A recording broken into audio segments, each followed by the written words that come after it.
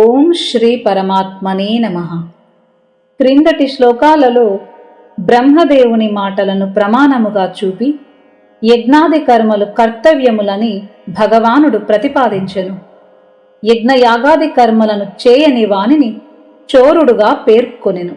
ఇప్పుడు కర్తవ్య కర్మాచరణములను చేయు పురుషులను ప్రశంసించి కేవలము తన సుఖము కొరకే, తన శరీర ఇంద్రియముల పోషణ కొరకే భోగ్య వస్తువులను సంపాదించుకొని వాటిని తాను మాత్రమే అనుభవించువాడు పాపముల ద్వారా పాపమునే ఆర్జించి పాపమునే భుజింతురు అని అంటున్నారు స్వామి.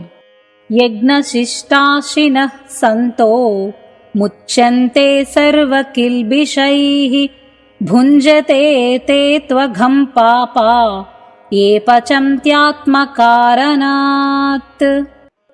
అంటే యజ్ఞశిష్టాన్నమును తిను శ్రేష్ఠ పురుషులు అన్ని పాపముల నుండి ముక్తులయ్యెదరు. తమ శరీర పోషణ కొరకే ఆహారమును సిద్ధపరచుకొని అంటే వండుకొనే పాపులు పాపమునే భుజింతురు అని తెలియచేస్తున్నారు పరమాత్మ. ఇక్కడ యజ్ఞము అను పదము ద్వారా ముఖ్యముగా పంచమహాయజ్ఞములను గురించి భగవానుడు తెలుపుతున్నారు. అంటే శాస్త్రీయ సత్కర్మలన్నింటినీ తెలుపుతున్నారు పరమాత్మ. పంచయజ్ఞములు అంటే సత్శాస్త్ర పఠనము, బ్రహ్మయజ్ఞము లేక ఋషి యజ్ఞము. హోమము అంటే దేవయజ్ఞము, అతిథి సేవ మనుష్యయజ్ఞము, శ్రాద్ధ తర్పణములు పితృయజ్ఞము, సమస్త ప్రాణులకును ఆహారమును సంగి సేవలు చేయుట భూతయజ్ఞము. ఈ 5 మహాయజ్ఞములకును బ్రహ్మయజ్ఞాదులని ప్రసిద్ధి.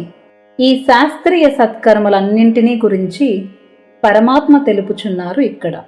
దేవతలు, ఋషులు, పితరులు, మనుష్యులు, ఇతర ప్రాణులు 5 విధములగు ఈ ప్రాణుల సహకారము వలనే సమస్త జీవులకును పుష్టి చేకూరును.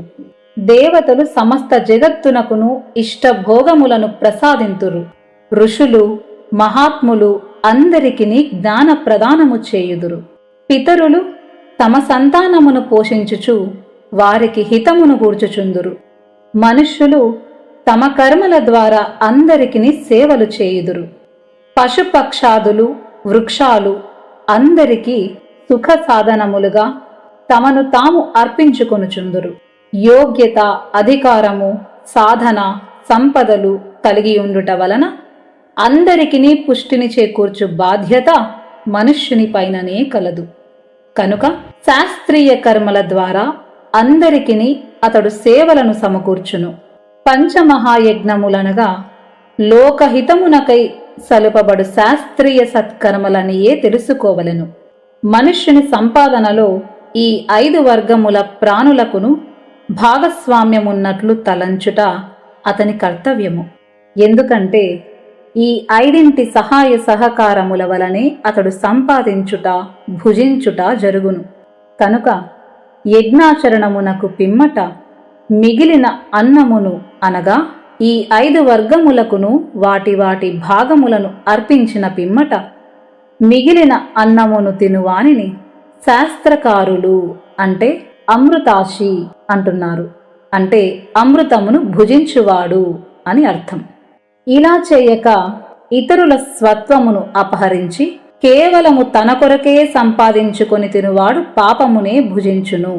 అలాంటి స్వార్థ త్యాగులైన కర్మయోగులను సూచించు పదమే యజ్ఞశిష్టాశినః అన్నారు శ్లోకంలో. సంతః అన్నారు శ్లోకంలో. అంటే సత్పురుషులు అని అర్థం. ఇక్కడ సిద్ధ పురుషులు కూడా సజ్జనులే. కాని సంతః అను పదము నిస్వార్థ భావముతో కర్మలను ఆచరించు సాధకులను సూచించును. సిద్ధ పురుషులు యజ్ఞములను చేయుదురు. కాని వారు పాపముల నుండి ముక్తి పొందుటకు కాక సహజముగానే లోకహితార్థమై వాటిని ఆచరింతురు. కనుక ఇక్కడ సంతః అను పదము సాధకులకు సూచించును. సాధారణముగా హోమము, ప్రజాపాలనము, యుద్ధము, వ్యవసాయము, వ్యాపారము, శిల్పాది వివిధ జీవనోపాధి కార్యముల యందు ఎంతో కొంత హింస జరుగుచూనే ఉండును. గృహస్థుల ఇండ్లలోనూ ప్రతి దినము వండుట, తిరువలితో విసరుట, ఊడ్చుట, దంచుట, నీరు నిల్వ చేయుట మొదలగు కృత్యముల యందు సహజంగా హింస జరుగుచూనే ఉండును. ఇది కాక ప్రమాదాది కారణముల వలన ఇతర విధములైన అనేక పాపములు కూడా జరుగుచూనే ఉండును. నిస్వార్థ భావముతో కేవలము లోకహితార్థమై జీవులందరికీ సుఖములను కూర్చుటకే పంచమహాయజ్ఞాదులను చేయువాడు తన న్యాయోపార్జిత ధనముచే యథాశక్తి యథాయోగ్యముగా అందరికీ సేవారూప యజ్ఞములను చేయువాడును. అందు మిగిలిన అన్నమును కేవలము లోక సేవార్థము జీవించుటకై ప్రసాద రూపమున భుజించువాడును అగు సత్పురుషుడు భూత వర్తమాన పాపములన్నింటి నుండి ముక్తుడై సనాతన బ్రహ్మ పదమును పొందును. అందువలన ఇలాంటి సాధకుడునే సత్పురుషుడు అందురు. కేవలము తన సుఖము కొరకే, తన శరీర ఇంద్రియముల పోషణ కొరకే వండుకొని తిను వారిని పాపులని, వారు పాపమునే భుజించుచున్నారని ఈ విధముగా వివరణ తెలిపెను పరమాత్మ.